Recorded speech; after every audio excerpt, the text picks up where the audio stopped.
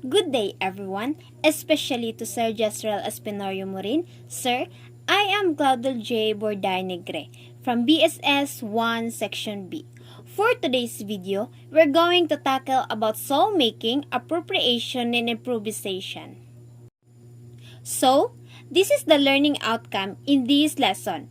First, discuss concept of soul making, appropriation, and improvisation.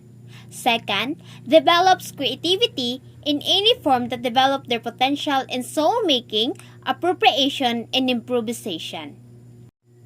So, let us discuss first the soul making. Soul making, it is a form of creating story or transferring short moment into an image or symbols. So, through soul making, we might see or know ourselves better because we can show our feeling, our emotion, or even the true version of ourselves. One of the purpose of soul making is to awaken the artistic side of you. It is an act of uniting with your primal self and skill to develop that provides a path to discover technique in art production. And as what I have said, we can show our feeling, our emotion, or even the true version of ourselves. Because not all people are capable. And here's the categories of soul making. First, crafting image.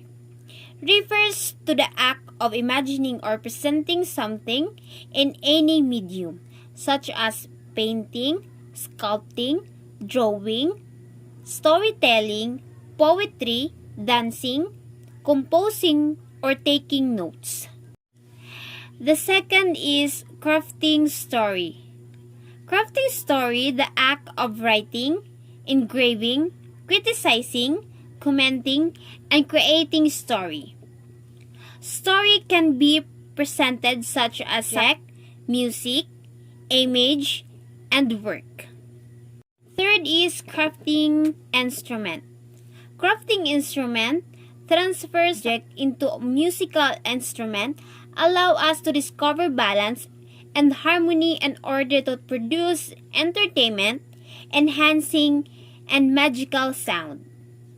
4 is crafting movement. Craft movement was an international trend in the decorative and the fine art that developed earliest and the most fully in the British Isles and subsequently spread across the British Empire and the rest of Europe and America. 5 is crafting technique. Crafting technique, it is a various experience stimulate a man's intelligence, which stimulate creativity and synthesizing, resulting in artwork, such as photographs, puppets, masks, and any others. So, we are now in appropriation. So, appropriation refers to the browsing of image recognized from different sources and create a new form. So, appropriation is artistic content does not imply stealing but rather improving an art form in order to create new content. Why do artists use appropriation in contemporary arts? Since the goal of artists is recontextualize the image and object a different way or technique. That can be form of repetition, framing, and enlargement. They believe that when borrowing existing imagery or element, these allow the viewer to negotiate the meaning of the original and different more relevant, more current content. As an example, the picture of the Last Supper painting shows the different context of the original one. As we can see that they are in female figure instead of showing the apostle and crisis in the Last Supper, which is the original one. So, there are 3 types of culture appropriation. First is object appropriation. Second is content appropriation with a style and motif. And the third one is subject appropriation. In object appropriation, these refer to a concrete and tangible work of art owned by early people. So, object appropriation is transfer of object from one culture to another. This picture shows the example of object appropriation. In the second is content appropriation. This refer to the adoption of work that are intangible. So it can be formed as poetry, story, music composition, and likes. In the content appropriation, there are two types of content appropriation. The first one is style appropriation, and the second is motif appropriation. Style appropriation. This type does not replicate previously created work of earlier people, however, an act of using the elements and creating a new form.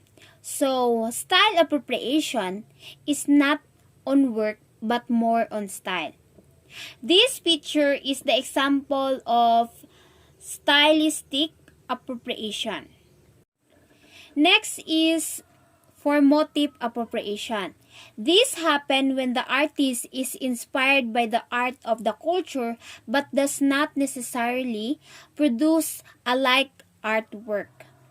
So, motif appropriation related to stylistic appropriation. Appropriation on basic idea.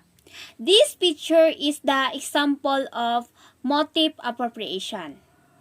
So, let's go for the last type of culture, which is subject appropriation.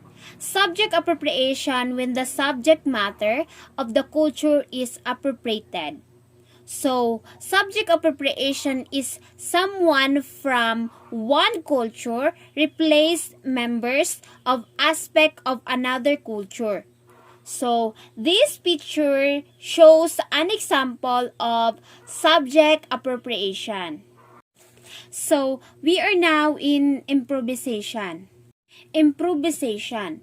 It is an act of composing, learning, executing, or arranging without prior preparation.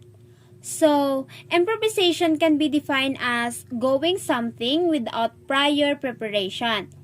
There is the decision to act upon something that may not necessarily be planned.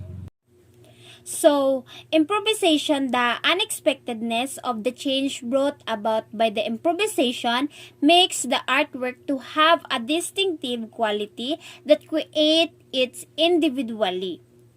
Their release on change by not necessarily produce their expected outcome. The example related to improvisation is the rap battle. This is when the rap perform freestyle or without the written lyrics. And also, improvisation can be applied to impromptu speech, where you share or express your idea and feeling on the spot or without prior preparation. So, we're going to understand improvisation and various forms of arts. First is performing arts. In performing arts, it can be done when an individual or group of people are dancing, acting, playing instrument, creating, taking problem solving, and many more. So, improvisation can be taught in on the spot. It is common in the performing arts, especially in music, to improvise by playing without prior preparation. Second is music. This type of improvisation is a combination of musical composition, emotional with musical instrument. So, these include composing music at a spontaneous moment with response to other musician. In addition, music improvisation also occur during a solo performance or can be able with the participation of other performer. It basically elicits gratifying emotional replays from the viewer. Third is theater. improve or improve.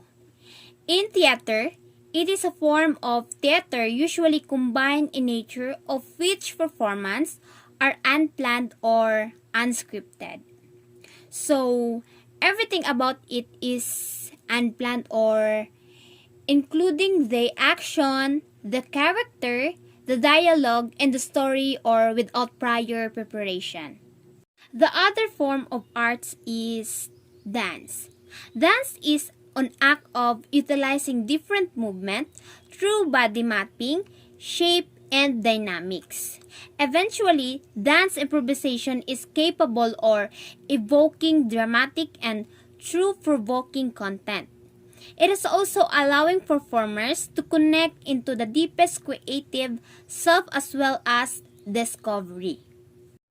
Dance improvisation is the process of creating movement without pre-planning any step or choreography. Free movement is a great way to have fun, release any stress, and explore new way to move. And the best part is there are absolutely no rule. So, that's all about soul making, appropriation, and improvisation. Once again, I am Claudel J. Negre, reporter. Thanks for watching!